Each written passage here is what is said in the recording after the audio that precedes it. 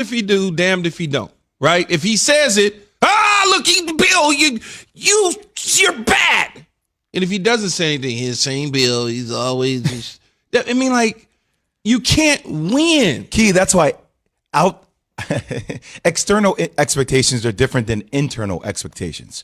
And granted, I think externally, there is so much around this Pats team as it relates to expectations about what is Cam going to do. I don't think internally, obviously they always want to win championships, but I think after guys opting out with COVID, after Cam coming back, I think internally expectations have changed with this team. There's 8 players as starters that are not on their team because I understand they that. opted out. And people have to understand that and realize you're not every single year, you can't realize, I mean, you can't just assume that a team is going to be the same after 8 guys leaves, the quarterback of 20 years, he's gone, a new guy you sign in a COVID situation at quarterback with no offseason, nothing, comes in and tries to do his best. You have no receiver. You have nothing. Like the cupboard's bare. Like you don't have anything. And he's just explaining to people 4 Super Bowls.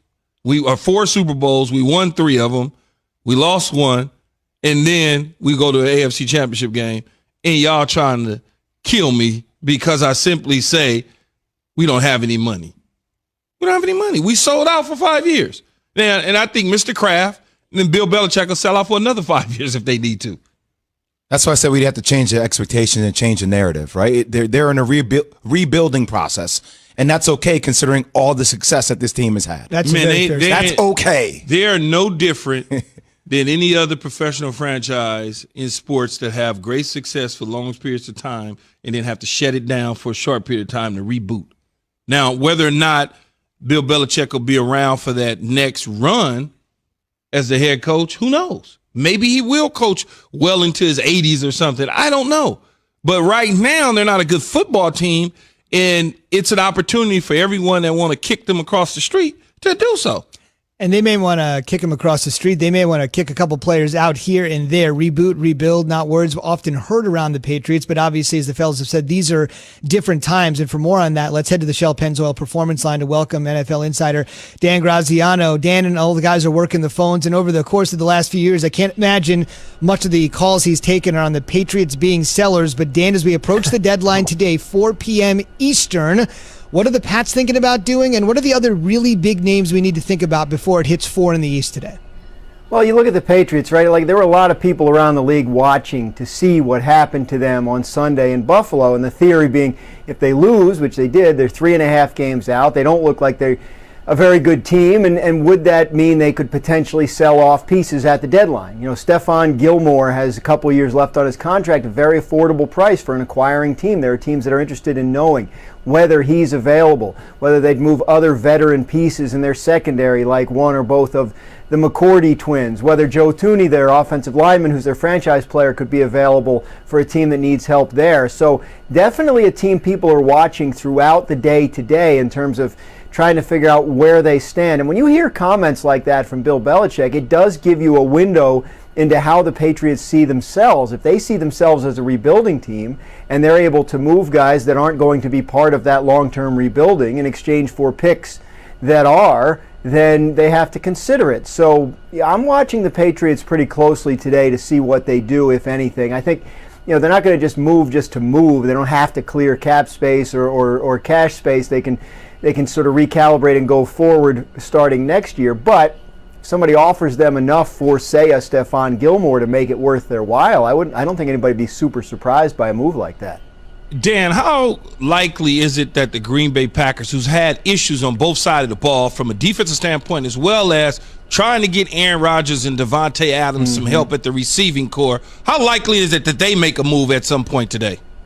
They've looked at it, Key, there's no question about it, but it's the Packers, right? I mean, in the end, they love their picks. And I think it would be surprising to see Green Bay make a move to send a high draft pick in exchange for a player they're only going to have for a couple of months. Look, the name you keep hearing with them is Will Fuller, the receiver from the Texans. This guy's in the last year of his contract. If he leaves and signs elsewhere for a good deal, the Texans are going to get a third-round compensatory pick most likely. So in order to make it worth Houston's while to move him, you probably have to give a second round or better. Now you look at the Packers, the second round's pretty important for them. They got Devontae Adams in the second round. Years ago they got Jordy Nelson in the second round. The way they like to fix their receiver problem is to draft a superstar in the second round and develop him. So if they make a move, I think it would probably be smart and targeted and not an overpay for a rental player, as much as people might want to see, hey, Aaron Rodgers needs some more help than just Devontae Adams on that side of the ball. Can the Miami Dolphins challenge the Buffalo Bills for the AFC East title? Absolutely, man. There's no question. I said this on the show here in Get Up 2 weeks ago. Watch the Dolphins. Now, that was before I knew they were benching their veteran quarterback for the rookie, but, maybe the kid can play. They didn't need to ask much of him to win that game the other day, obviously. Weird game that the defense kind of won for them, but you look at the schedule Buffalo has over the next 4 or 5 weeks, it is not easy, and their offense isn't exactly clicking at the way it was in September. So, no, I think Miami's legit. They can play a little defense.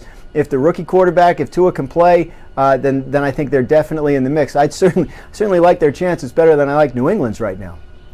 Dan, Jimmy G is going to miss at least the next 6 weeks. How likely is it that Jimmy G is the quarterback for the 49ers next year? I think they'll look elsewhere and decide. See, the way the 49ers set up their contracts, and Jimmy G is no exception, it's rolling year-to-year guarantees, and they don't even really have a trigger that kicks in the next year's guarantee until April 1st. And that's intentional because that's a couple of weeks after the start of free agency. So a team like the 49ers can look at its other options and assess, can we get a guy in free agency or via trade? Or how is the draft looking for us before they decide? So, as was the case this year, I heard you guys talk and they kind of dabbled in the Tom Brady market and decided not to go there. They'll look around at other options again. And it's not crazy to think that they could come back to Jimmy G as their best option. But the way they do their contracts, the way they set up their deals, they definitely allow themselves the option to look at other possibilities at every position, including that one. And, this is a player they've stood behind. They traded a second-round pick for him. They've kind of, put him in an offense that they feel like is suited to him, and they've seen some good things, including a fourth-quarter lead in the Super Bowl just a few months ago. But when you look at teams and the quarterback position, they're very often trying to figure out how to